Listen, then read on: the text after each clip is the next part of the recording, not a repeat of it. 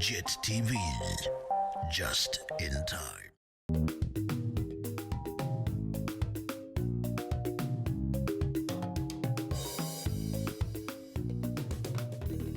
Sanibonani babukele emakhaya, a very warm welcome to JIT-TV News, where we bring you nothing but politics, business, sports and entertainment all in one experience. Igama lami Andile Gugulethu, intombi yakwaCindi uMahlaba.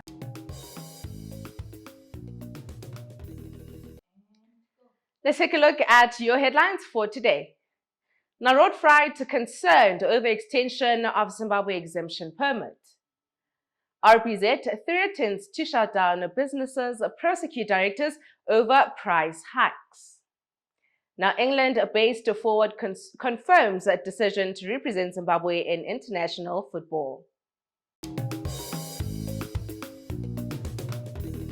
Now, the Road Freight Association has raised concern over the extension of the ZEP, which was set to expire at the end of June. The RFA said this might lead to violence and disruptions in the road freight sector. Zimbabwean nationals in the country expressed relief at the news of an extension, but the RAF said the move could anger local truck drivers and lead them to take matters into their own hands. The association, however, said the department should have had a plan for the anticipated surge of applicants closer to the deadline. And again, the Home Affairs Department should have worked with a tasked team led by the Transport Department to address this challenge.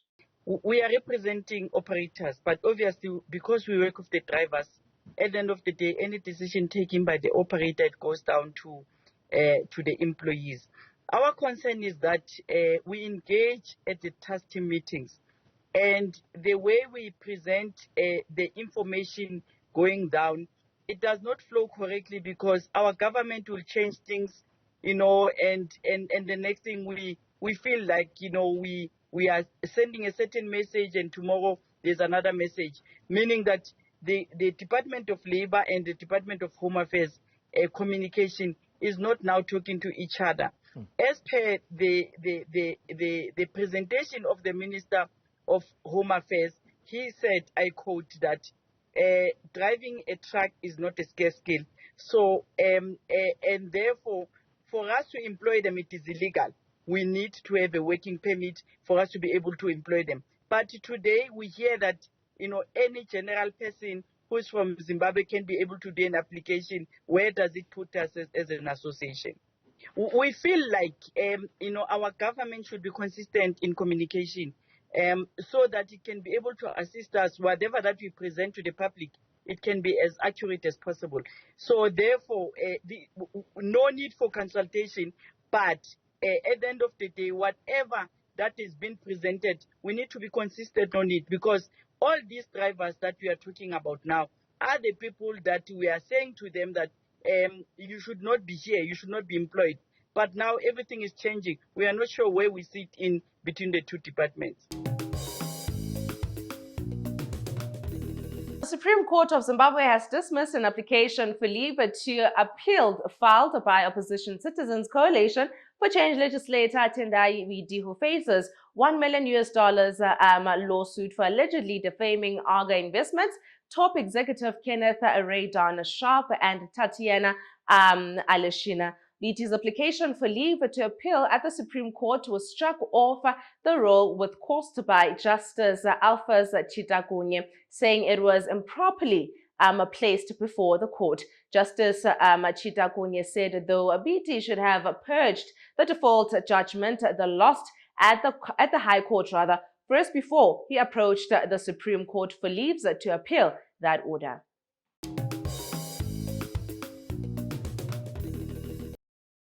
JIT-TV, just in time. Building the brand. This is where you have to be to get where you want to be.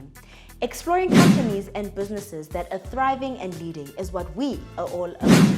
I am Mazimpofu, your host, that will be bringing to you big cooperatives and relevant people that will be sharing with you their journeys of successes, failures, and lessons learned in their businesses. From humble beginnings to global success. Catch me, Mazimpofu, on Building the Brand. JIT-TV, just in time. Let us quickly have a look at your African news for today. Now, police in Somalia say 9 people, including 3 soldiers, were killed in a Friday's night extremist attack at the beach side hotel in the capital, Mogadishu. The police statement published on Saturday said 10 other people were wounded, while 84 people were rescued from the hours-long assault that ended early Saturday morning. Witnesses told the Associated Press that some people were trapped inside the Pearl Beach Hotel, which is popular with government officials. Between September 2022 and February 2023, the UN mission in Somalia recorded a more than 150% increase in the number of civilians casualties to 1,059, including 382 deaths, most of them attributed to Al-Shabaab. Tonight we saw a big disaster here at Lido Beach at Abjazi's district. As soon as the first blast rocked the area, I saw a lady fall on the ground, dead, after she was hit by shrapnel. May Allah have mercy on the people who were killed. And now on to the international news for today. Now, rescuers are searching for 3 British tourists who are missing after a fire erupted Sunday on the boat they were traveling on in the Egyptian Red Sea, according to the state news outlet Al Aram. The tourist boat was carrying 27 people, including 15 English tourists, off the coast of the city of Marsa Alam, according to Al Aram. Now, 12 British were rescued and the search for the remaining 3 is underway. The incident comes just days after beaches were closed in the Red Sea resort of Hurghada after a Russian man was killed in a shark attack.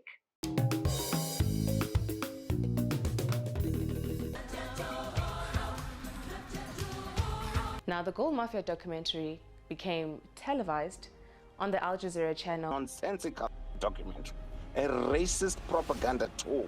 They have a right to sell their gold anywhere. In fact, I encourage Mnangagwa bust the sanctions. Government of Zimbabwe is incurring no risk, but it receives the tax. Please wake up to the reality and the real scam that's taking place here. Nothing but the best interesting stories and the hottest ones on the alternative view.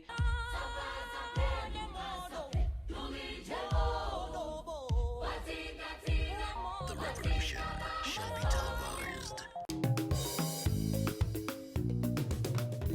Now to the business side of news for today.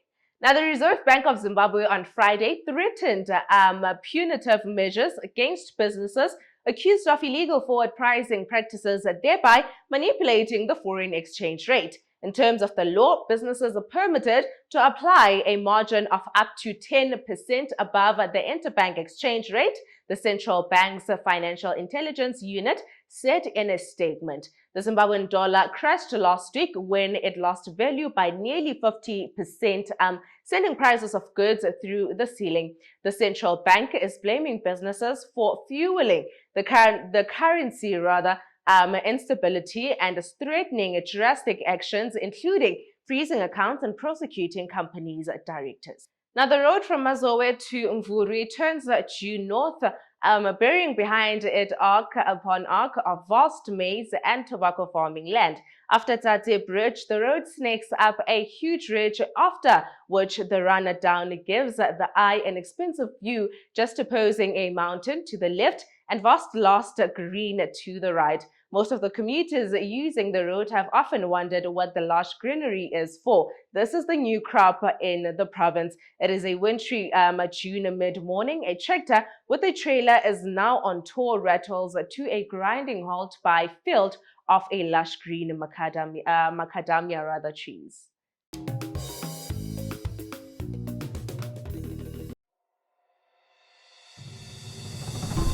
Welcome to Zambezi River Lodge, Victoria Falls. Nestled on the banks of the mighty Zambezi River, right on the edge of the national park, Zambezi occupies the most unique and finest spot with the tranquility and seclusion every traveler seeks. Each of its well-appointed rooms is either garden or river facing, allowing you to soak in the serenity of the environment. The award-winning restaurant Amlonga offers delectable cuisine, which includes our famous high teas. To explore Victoria Falls from this fine location, book any of our packages now. Our Zambezi River Lodge. Relax, refresh, replenish.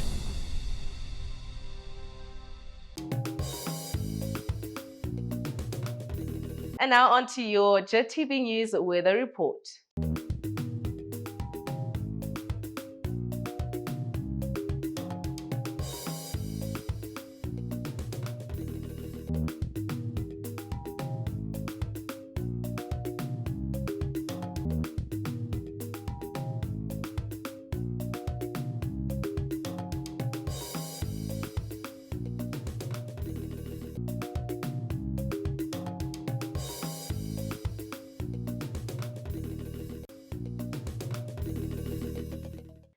And lastly, on to your sports news for today. Now, England-based forward Ndlovu has confirmed his availability to represent Zimbabwe at international level as the country is currently suspended from playing international football due to FIFA sanctions. Ndlovu plays for Boham Wolf FC in the National League, which is England's fifth-tier league. He posted on social media and said, "Looking forward to putting on the homeland shirt. #the Warriors." Ndlovu was born in Bulawayo before moving to England at a young age. He started his career at Hull Beach United in England's 10th tier before joining Grantham Town in the NPL. Ndlovu has been called up after Zimbabwe has been readmitted into international football. Hope he does indeed represent us well. And that is it from me to you. A huge thank you for joining me today. As always, kindly please comment and follow us to all our social media platforms at Twitter, Facebook, and Instagram. Or rather, you can go to our website at www.JIT-TVzw. Signing out, it is Andile Kukuletu. Have yourselves a lovely day.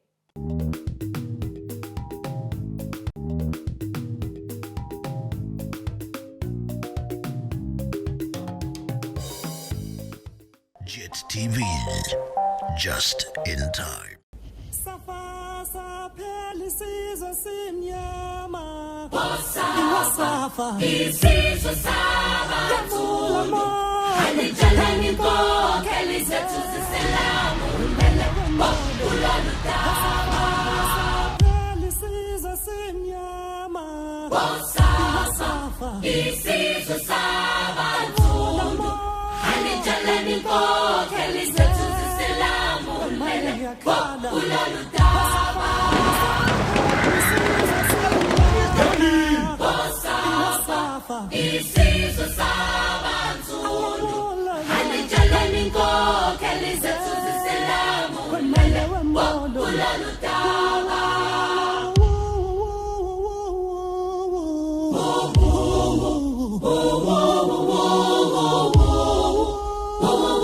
The revolution shall be televised.